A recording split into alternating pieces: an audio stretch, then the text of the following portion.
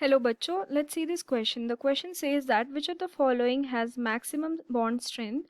Option A HI, option B HCl, option C HF and option D HBr. तो इस question में हमसे बोला है कि इन चारों ऑप्शंस में से किसका बॉन्ड स्ट्रेंथ सबसे ज़्यादा होगा. तो इस क्वेश्चन में जो की कंसेप्ट है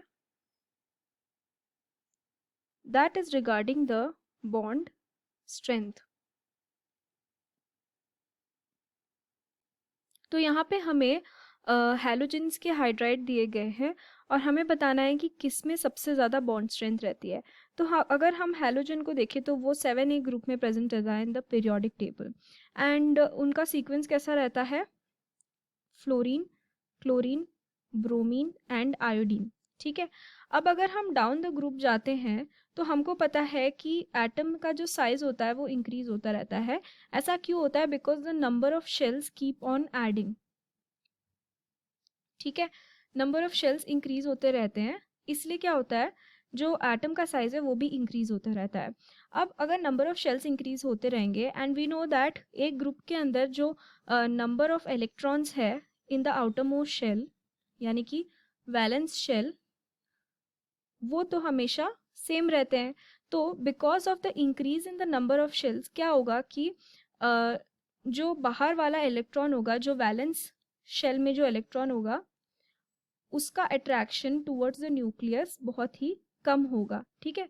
बिकॉज न्यूक्लियर अट्रैक्शन जो है, nuclear charge over this electron will be less. तो इसके कारण क्या होगा कि any tendency to add any more electrons will decrease, because ये जो शेल्स होते हैं, इंक्रीज नंबर ऑफ शेल्स, ये क्या करते हैं, दे प्रोवाइड हिंड्रेंस.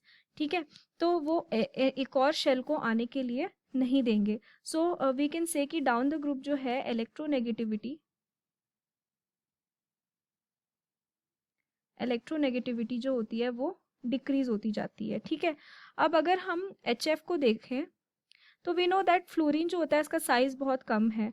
तो जब वो हाइड्रोजन के साथ बॉन्ड बनाता है ना, तो वो बहुत ही टाइट बॉन्ड बनाता है which is very strong hydrogen bonding बनाता है. इसलिए इसको ब्रेक करना बहुत ही डिफिकल्ट होता है. लेकिन as we go down the group, जैसा कि मैंने बोला, नंबर ऑफ शेल्स इंक्रीज होते जाते हैं. तो जो भी हाइड्रोजन के साथ बॉन्ड बनता है उसमें जो शेल्स के कारण क्या होता है कि जो बॉन्ड बनती है वो उतनी स्ट्रांग नहीं बनती और वो जो बॉन्ड होती है वो वीक होती है. इसलिए डाउन द ग्रुप बॉन्ड को तोड़ना ईजी रहता है. एंड इसीलिए डाउन द ग्रुप जब हम जाते हैं तो एक और चीज़ इंक्रीज होती है, that is the acidic strength. Because acidic strength जो होती है वो तभी इंक्रीज होती है जब H+ आयन जो है वो इजीली लिबरेट हो सके.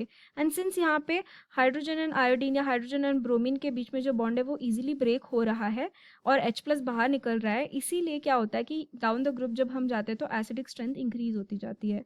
बट यहाँ पे बात की गई है बॉन्ड स्ट्रेंथ की, तो जैसा कि मैंने बोला, सिंस यहाँ पे HF हाइड्रोजन के साथ हाइड्रोजन बॉन्डिंग बनाता है which is one of the strongest bonds, तो इसलिए हम कह सकते हैं कि बॉन्ड स्ट्रेंथ जो होगा वो तो HF का ही सबसे ज़्यादा होगा. So option C will be the correct answer for this question. I hope you have understood it well.